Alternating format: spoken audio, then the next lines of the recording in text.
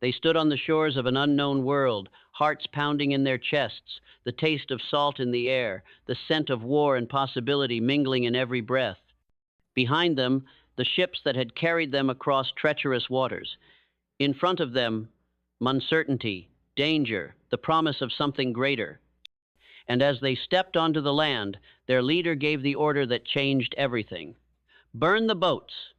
There would be no retreat, no surrender, no going back, only forward, only victory. And that right there is the moment every man and woman chasing greatness must face. The moment they decide, not wish, not hope, decide that they will win or they will die trying. No backup plan, no safety net, no, maybe. You either do or you don't. This is not just a story about warriors. This is the eternal principle of power. The fire of destiny does not answer to hesitation. It does not tolerate lukewarm dreams or half-hearted effort. It bows only to those who commit so deeply that failure becomes impossible, because success is no longer an option, it's a necessity. You don't get to play in the shallow end of ambition and expect deep waters of fortune. You don't get to whisper your goals and expect the universe to shout your rewards. If you want something you've never had, you must become someone you've never been. And that journey begins the moment you throw your excuses into the flames and burn the boats behind you. Understand this. You were not born to live a life of compromise. You were not designed to shrink. Inside you is the same essence that built empires, painted the skies with dreams, split atoms, launched rockets, changed civilizations. But that power sleeps until called upon by a will that refuses to quit.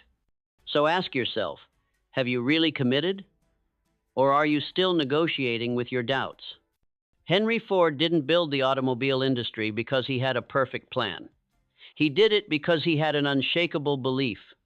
When everyone told him it couldn't be done, he responded, "Whether you think you can or think you can't, you're right."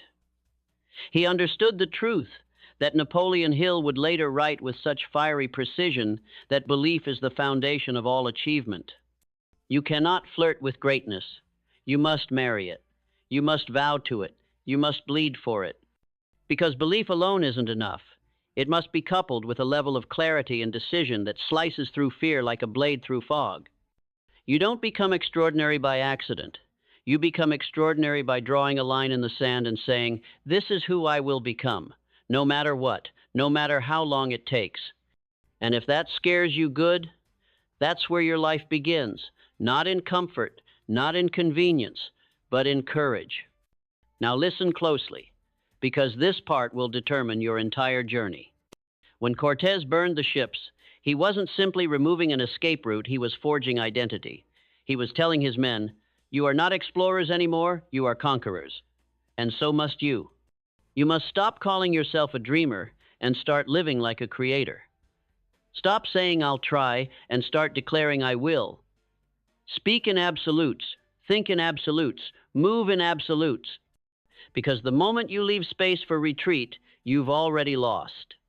This world will tempt you with ease. It will seduce you with comfort. But understand this comfort is a cage dressed as luxury. It is a velvet prison. And every moment you stay in it, you betray your potential. Do not fall for it. Walt Disney was fired from his first job for lacking creativity. Imagine if he had gone back to safety, taken another secure job, buried his magic in a cubicle, and died with Disneyland still trapped in his mind. But he didn't.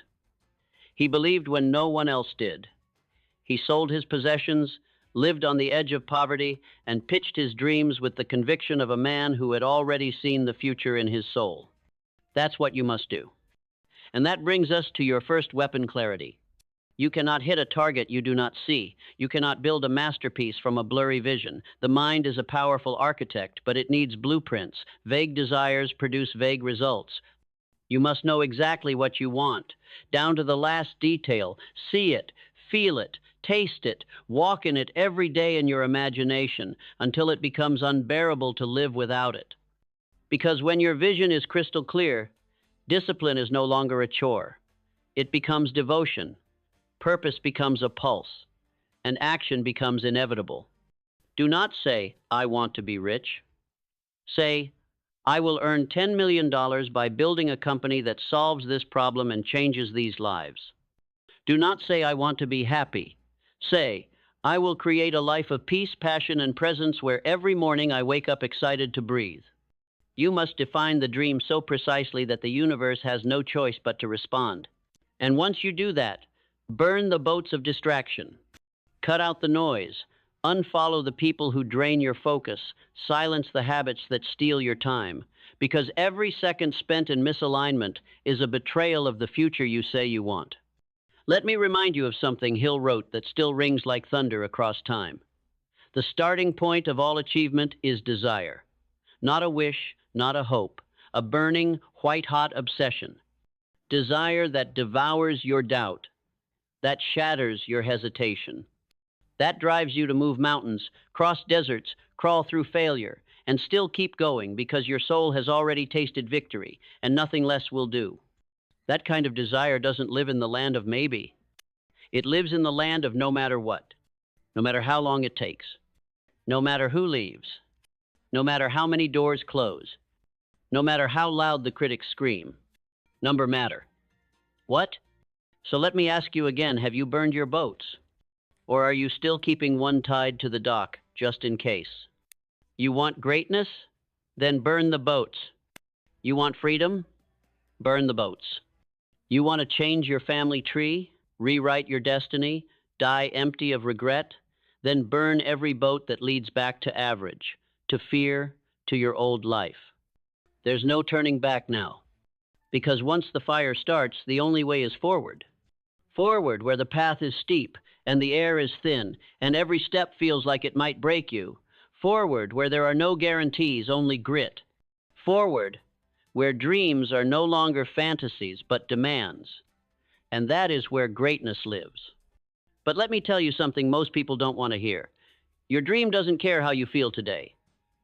Success doesn't ask if you're tired. The universe doesn't pause because you're not in the mood. Discipline is what separates those who want it from those who take it.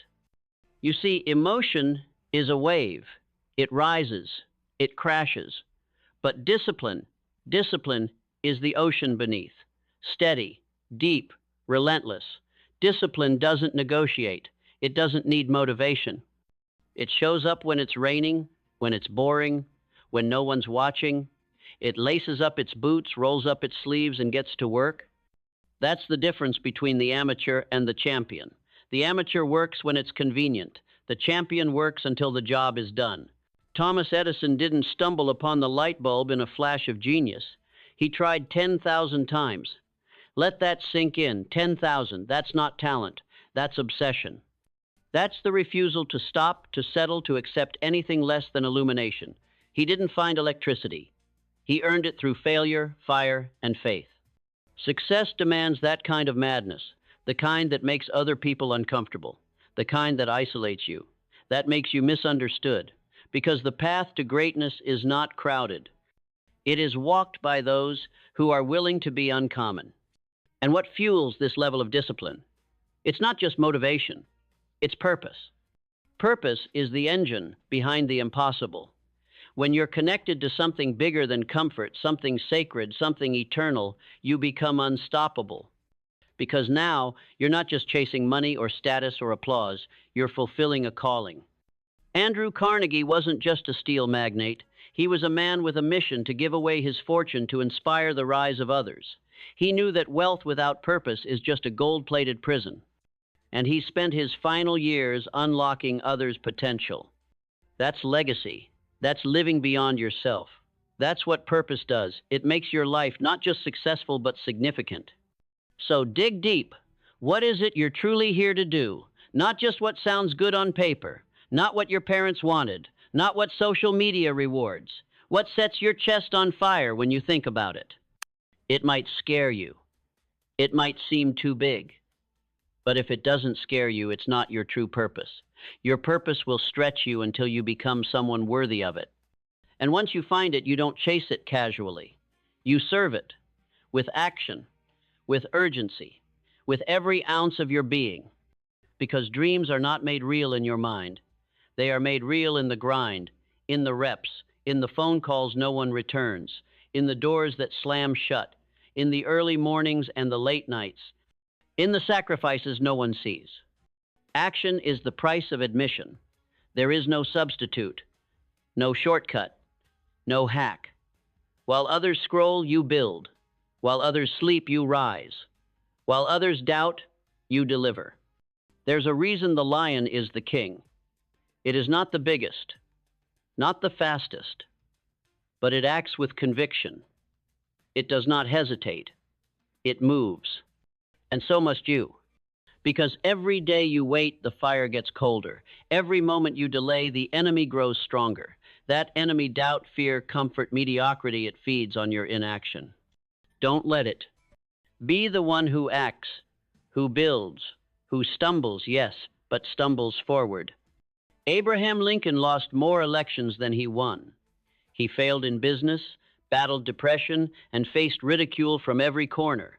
But he kept showing up until one day the man who had been written off as a joke stood with his hand on the Bible and became President of the United States. That is not a story of talent. That is the story of a man who refused to retreat. He burned his boats, and so must you. There's a moment in every life, a threshold, where you can no longer carry the weight of who you used to be. And in that moment, you have a choice. Return to the known, to the small, to the comfortable, or step forward into the storm and meet the version of you that's been waiting on the other side. That version, the bold, the clear, the driven, only shows up when you act. Not once, not for a week, but relentlessly. It's in the ritual, in the rhythm, in the compounding of thousands of unglamorous moments. That's where transformation happens. Not when you feel like it, but when you decide. So, decide. Right now. This is the year. This is the life. This is the moment you stop negotiating with weakness. You stop entertaining, maybe. You draw the sword, light the fire, and burn the damn boats. Because now, the only way out is through the storms that break lesser men, through the winds that test your foundation, through the chaos, the setbacks, the betrayals, the long silent nights when no one claps and no one cares, but you keep moving anyway. Because the path of greatness is not carved by comfort, it is carved by resilience, and not the kind that just survives, the kind that transforms pain into power. You will be knocked down. That's not a prophecy, that's a guarantee. But it's not the fall that defines you, it's what you become in the getting back up. Nelson Mandela was imprisoned for 27 years. 27 years of steel bars, broken promises, and stolen time. And yet, he emerged not with vengeance, but with vision. Not with bitterness, but with a will so powerful, it transformed an entire nation. That is what resilience looks like. And you have that same potential. You don't need to wait until your back is against the wall. You don't need to suffer for decades to find your strength. But you do need to learn how to bend without breaking, to adapt without abandoning your purpose. Because this world will not give you perfect conditions. It will test your flexibility. It will demand you pivot, grow, rethink, reinvent. Adaptability is not weakness. It is survival intelligence. It is recognizing when the plan needs changing, but the mission remains the same. The bamboo survives the storm not because it's rigid, but because it moves, it sways, it yields to the wind only to rise taller when the sky's clear. Be like that. Your dream is not fragile. You are not fragile unless you decide to be. The pain you face is not here to stop you. It's here to refine you. Steel is forged in fire. Diamonds are made under pressure. And the greatest among us were not handed strength, they were shaped by adversity. Don't wish for the mountain to be smaller. Learn to climb higher. Learn to breathe in thin air. Learn to smile through the fatigue. That's when you become untouchable. You must train your mind to be your greatest weapon, not your greatest enemy. Too many people are paralyzed by what they don't know. But here's the truth. You can learn anything. You are not limited by your past. You are limited only by the story you keep telling yourself about who you are. Change the story, change the results. You want to be a millionaire? Then start thinking like one. Study, read, Seek mentors. Surround yourself with those who stretch your standards. Not yes men, not comfort, but fire breathers, builders, warriors. You want to lead? Then lead yourself first. Wake up when you said you would. Follow through when it's boring. Keep promises to yourself that's self-respect, and that's the soil in which confidence grows. Learning is not optional. It is your edge, your armor, your fuel. Napoleon Hill said, "An educated man is not the one who has memorized many facts, but one who knows how to get what he wants out of life without violating the rights of others." That kind of education, the one that transforms, is earned through curiosity, humility, and hunger. And here's the most powerful truth of all. Your mind is elastic. The more you use it, the sharper it gets. The more you stretch it, the wider it opens. The more you challenge it, the stronger it becomes. So feed it. Every single day. Starve it of gossip. Drown it in wisdom. Turn your commute into a classroom. Turn your downtime into training time. Because every day, you're either sharpening your sword or letting it rust. And never forget, every master was once a disaster. Every giant was once ignored. Every leader was once laughed at. But they learned. They adapted. They persisted. Because they were not committed to convenience. They were committed to evolution. And so must you be. Stop saying, "I'm not that kind of person." Start saying, "I'm becoming exactly who I need to be." Stop hiding behind limitations. Start building capabilities. Stop asking for permission. Start commanding your future. Every setback is a seminar. Every rejection is a redirection. Every failure is just feedback, not final. But only if you choose to see it that way. And that choice, the lens through which you view every moment, that is your power. Your power to reframe, to reclaim, to rewrite. You were never meant to live inside a cage of limitation. You were born to walk through fire and come out golden. But that doesn't happen on accident. That happens when you burn the boats of excuse, of delay, of comfort, of "I already know this," and surrender fully to the path of mastery. And mastery requires one thing above all else: relentless, unshakable, never-ending growth. Growth that doesn't pause for applause. Growth that doesn't stall when no one notices. Growth that becomes your identity. Because when your identity is rooted in growth, you are never losing. You are either winning or learning. And that's how champions are made. Not once, not someday, but daily. By those who wake up and declare, "No matter what happened yesterday, I rise, I learn, I grow, I burn the boats, and I move forward." Forward. Again. Always forward. With skin torn, muscles aching, heart pounding like a war drum. You go not because it's easy. You go because you must. You go because there's something inside you that refuses to die quietly. That voice, the one whispering, "You're meant for more," that is not fantasy. That is the echo of your higher self, the version of you already living the life you've glimpsed in your wildest dreams.